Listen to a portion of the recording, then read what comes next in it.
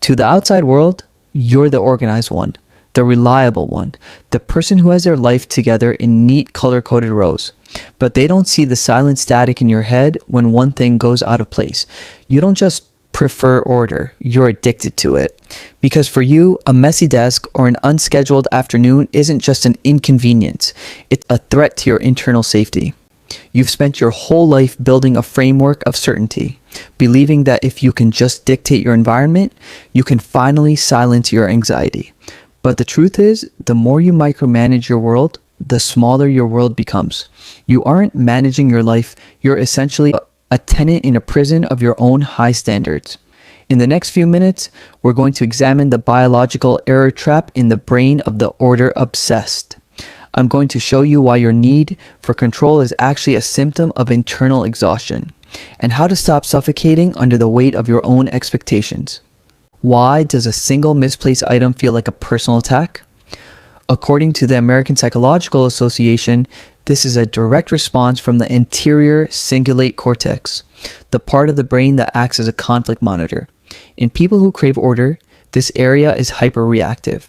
Research published in the Biological Psychology journal suggests that when an order seeker encounters a disorganized environment, their brain sends out an immediate error signal that mimics physical pain. Your brain isn't just being neat, it's trying to suppress your cortisol levels by creating a predictable environment. Neuroscience studies from Harvard University show that by arranging your world, you are attempting to trigger dopamine through micro-completions. But here's the catch. Because your brain is so fixated on the error, you never actually reach the finish line of satisfaction. You are stuck in a neurological loop of seeking a calm that your hyperactive brain won't let you enjoy. Most people who love order are actually preemptive mourners. You try to control the future because you're terrified of the uncertainty that comes with being human.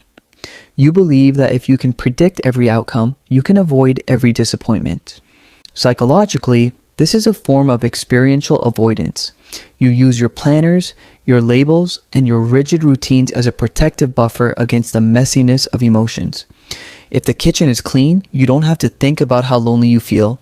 If the schedule is full, you don't have to face the fact that you don't know who you are outside of your productivity.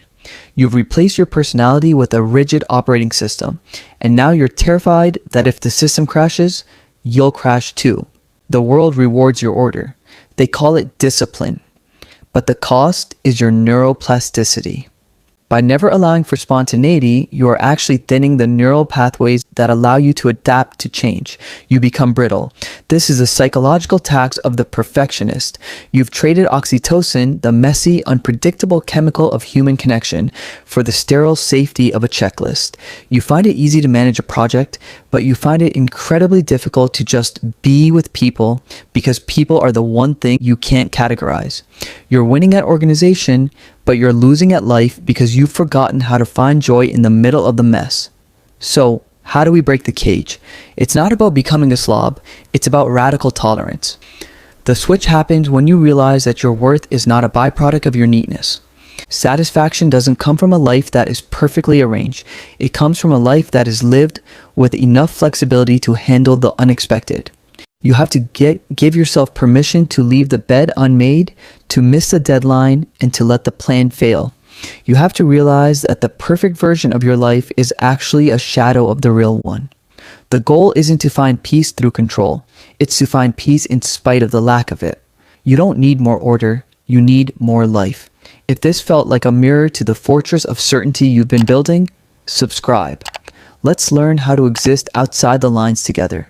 Because before you were the organized one, and before you felt like you had to control the world, you were just a person, standing in a house that finally felt quiet.